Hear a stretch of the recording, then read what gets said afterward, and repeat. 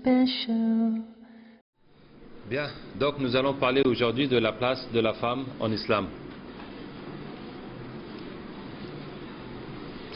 Alors,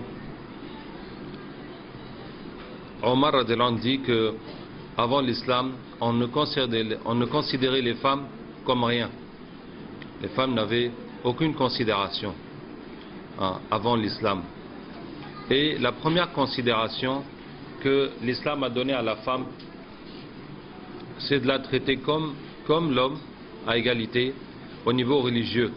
Ça veut dire du fait que Allah l'a créée pour l'adorer et qu'elle va rendre des comptes de ses actes et qu'elle va aller en enfer ou au paradis. Donc là-dessus, l'homme et la femme sont pareils au niveau de la responsabilité religieuse, qu'on est responsable de ses actes et qu'on va rendre des comptes devant Allah tabaraka wa ta'ala. De la même façon, Allah va nous demander ce qu'on a fait.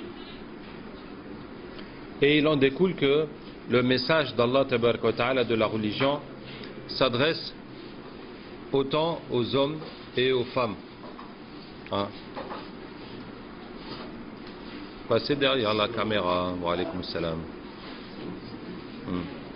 Et il en résulte que l'islam a donné le devoir à l'homme d'enseigner la religion à sa femme.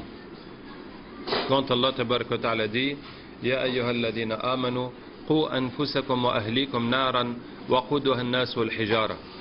Ô vous qui avez cru, préservez vos familles, préservez vos personnes et vos familles d'un feu dont les combustibles sont les hommes et les pierres. Et donc ce qui fait que le musulman a l'obligation d'enseigner la religion à sa famille. Est-ce que vous me suivez?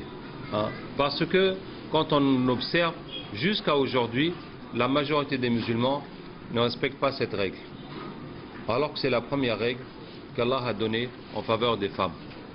L'obligation que la femme est responsable comme l'homme au niveau religieux et que l'homme, c'est à l'homme de l'instruire dans la religion. Vous voyez? Les hommes, on sait que c'est notre devoir d'amener à manger, de trouver la maison, d'amener les meubles, que s'il y a un problème de plomberie ou d'électricité, on va trouver un plombier, un électricien pour régler. Mais d'enseigner la religion à sa femme, c'est rare, très rare ceux qui le font. Et ça se faisait du temps du prophète sallallahu alayhi wa sallam d'une façon très simple, que les sahaba radiallahu anhum ont écouté le prophète sallallahu alayhi wa sallam, apprenaient à l'oral, puisque la majorité ne savait pas lire. Même ceux qui savaient lire n'ont pas appris l'islam dans les livres. Tout le monde apprenait oralement. Et ils retenaient ce qu'ils pouvaient de ce que le prophète sallallahu alayhi wa sallam enseignait, et puis ils rentraient chez eux et enseignaient ça à leurs femmes. Et à leur tour, les femmes enseignaient à leurs enfants. Vous voyez? Et j'insiste beaucoup sur ce point parce que ça va changer la relation du couple. Parce que pour enseigner l'islam, la religion à sa femme,